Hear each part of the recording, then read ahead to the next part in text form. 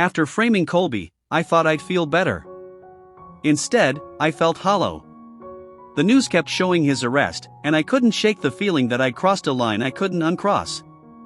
Tyrell Wellick offered me a job, millions of dollars, power, everything most people dream of. But I knew what it really was, a golden cage. I walked away, but something about him unsettled me. He was too calm, too knowing. Did he suspect I was involved in the hack? My paranoia grew worse. I started using more morphine, breaking my own rules. The invisible men in suits seemed to multiply on every corner.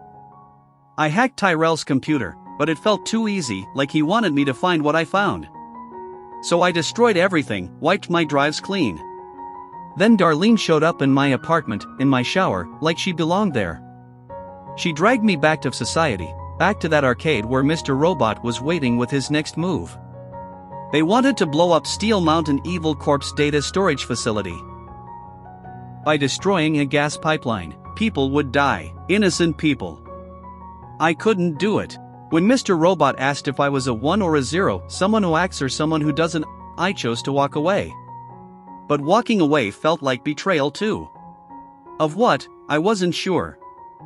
At home, I watched my neighbor Shayla get hurt by her dealer, Fernando Vera. He was poisoning her, using her, and she felt trapped by the money. I realized that walking away from problems doesn't make them disappear, it just lets the poison spread. So I made another choice. I turned Vera into the police, knowing it meant losing my morphine supply. Maybe some fights are worth the pain they cost you. But Mr. Robot wasn't done with me.